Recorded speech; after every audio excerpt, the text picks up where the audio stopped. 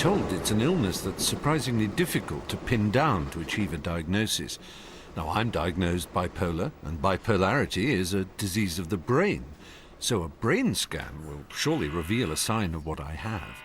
The research being carried out here at the Maudsley Hospital in South London compares normal brains with bipolar ones like mine. So we're coming right to the front of the brain. Oh my goodness, that's my answer. And so just grabbing the front of the nose, and then we'll scroll back through. That's my face, virtually. And your little chubby cheeks there as well. My little chubby cheeks. But by looking at a sample of slices from a brain, you can't tell, or can you, whether someone is bipolar or... When it comes to bipolar, looking at a single subject's structural scan would not give you diagnostic information at this stage. Is there anything you see in my brain that leads you to the view that I am bipolar? No, I think it's the short, very short answer to that. So there is as yet no brain test that can diagnose bipolarity. But I've been hearing talk of a bipolar gene. To find out more, I've come to have my DNA tested as part of the world's largest study of bipolarity, based here at Cardiff University. They have 2,000 subjects already, and now for 2001. Do I get my Wally Pop now? Yeah. So, this is your DNA? My DNA, thank you so much. Oh, it's so attractive. I knew it would be. It's beautiful, isn't it? So which way now? Okay, so we'll go up to look at the sequenome. You know it must be good just from the name. It's fantastic. Yeah. Welcome to the sequenome, Mr. Bond. What we have found is that if you simply compared people with bipolar disorder against people without controls, we don't actually see any overall difference. Unfortunately, the press, as you know, they'll publish reports saying the bipolar gene or, whatever. And that's completely incorrect. There'll be many genes that are involved in bipolarity. So at the moment, there is no clear-cut test to show if someone is bipolar. How then do you tell? How was I diagnosed all those years ago? Well, a psychiatrist simply asked a lot of questions about my behaviour and my feelings. At Cardiff, Nick uses the same process, but involving 200 questions to carefully build up a picture of a person's life history of manic depression. We've developed a scale. When I found out information from you, I'll tell you where you score on our scale. Right. Looking back, times when you think perhaps it was something a bit out of the ordinary or unusual, caused a problem or you needed treatment. Well, I suppose the first time I needed treatment, I think I was 14.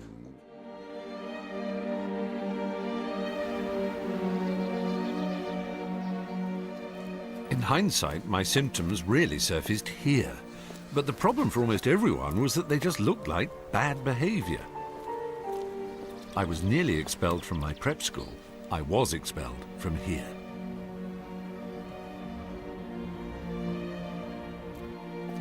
It's very strange revisiting a place where one was so intensely alive as to be almost in a constant state of edginess and, I suppose, what one would call mania now. Because I cut games, I was so often alone, wandering around on the roofs.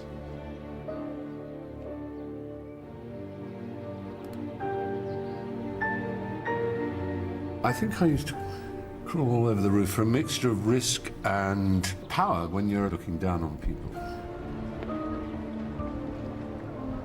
The effect of my behaviour was, of course, to make me unbearable, really. I mean, it's a show-off and a loudmouth and completely impossible to handle and disruptive. Oh, my God. Yeah. See, thin. I may never have been a good-looking boy, but I was once thin. I got out the fry file. Oh, no. Meeting my old housemaster and his wife ensures an uncomfortable reminder of past crimes, like being given permission to go to London and then not returning. We went to see films. We just went nuts. Yeah, that's to the right. cinema. Yes, yes. I mean, one of which was The Clockwork Orange. That's My right. father thought, oh my God, all the films that he might have seen. But I was consumed and gripped by it. Well, you should have been back. A lot earlier. I had the Metropolitan Police out looking for I me. didn't realise that. I never realised that. Stephen has been a problem. The letter from Gerard Vaughan. That psychiatrist. Suggesting various things, adolescent depression, mild depressive illness rather than just unhappiness. Behaviourally, he can be quite infantile. I think Mr. Fry, that's your father, may have mentioned that the advice given to him by doctors in London suggests that he might have some brain damage to account for this. That's a crude way of... Good Lord. We were not aware of any drug taking or sexual offences, however. Phew. Oh, well, gosh, he didn't know much then. And then the awful thing, which is the stealing, that gripped me. You didn't need money. You didn't need to steal. No, so odd. So you didn't know it was I who was the... I wouldn't have suspected it at all, Stephen, no. You laid a trap in Matron's... We did, which Elizabeth... That was you. You were hiding in Matron's room. I was in her bathroom. It was a terrible shock to see you. Strange emotional turmoil I was in. Stealing things that I couldn't possibly want, you know. As well as stealing money, it must be said, which I did want, I suppose. Did I feel shame when I stole things? I suppose I did. But there's something very extraordinary about going through a room where you're not supposed to be looking for things. And it's like when you watch it in a movie, you know, when the hero's burgling somebody's flat or something. It's very nerve-wracking. Your heart is in your throat. And it's a real buzz. And considering I didn't do any sports or anything else that gave me any kind of adrenaline rush, which sport is supposed to do, maybe that's what it was. Whether it was part of a disorder that can be given a name, I don't know. It was bad enough for me to have to go to a psychiatrist anyway. That didn't lead to a diagnosis of manic depression, probably because, like the school authorities, like my parents, and to be fair, like me at the time, why would you have thought it was anything other than bad behaviour? So I was expelled and just stumbled on, continuing to steal as I went. By this time I had progressed to credit cards stolen from the jackets of my parents' friends. This led to my next big manic episode, when I used the money in the most grandiose way. When I was about 17, going around London on a stolen credit card, it was a sort of fantastic reinvention of myself, an attempt. You know, I bought ridiculous suits with stiff collars and silk ties from the 1920s and would go to the Savoy and the Ritz and drink cocktails. The morality of it never crossed my mind at all. I think it's more that when you're in a sort of grip of a manic fantasy, you don't really believe other people exist. You are the centre of your universe. I wanted to be in there. That's why and Stephen Fry sitting there. And the white coats are so appropriate, aren't they, the barman? But they're nurses in a wonderful mental hospital. It didn't, of course, last. After months of travelling the country using my stolen credit card, I was arrested. I was sent to Pucklechurch Remand Centre. So this is kind of what, in my day, would have been a long, sterile corridor with cell doors and...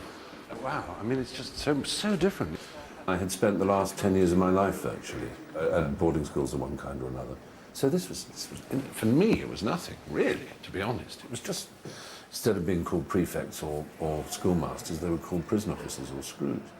The only thing that really twisted my guts was my mother coming to visit on the first occasion she visited, and I used to be very keen on doing cryptic crosswords, Times crossword, things like that. And she had, all the time I'd been away, she'd cut out the Times crossword every single day. And that sort of simple demonstration of love and being there for me and thinking of me was, really stuck in my throat. How many times in your life would you have had an episode like that? I would think 4 or 5 of that extremity. If I'm to take my past history, then I sort of believe maybe it's perhaps every 5 years a huge storm will come. I don't know, but that's sort of often the way it is. So when would the first time have been that you had a depression? I would think it was about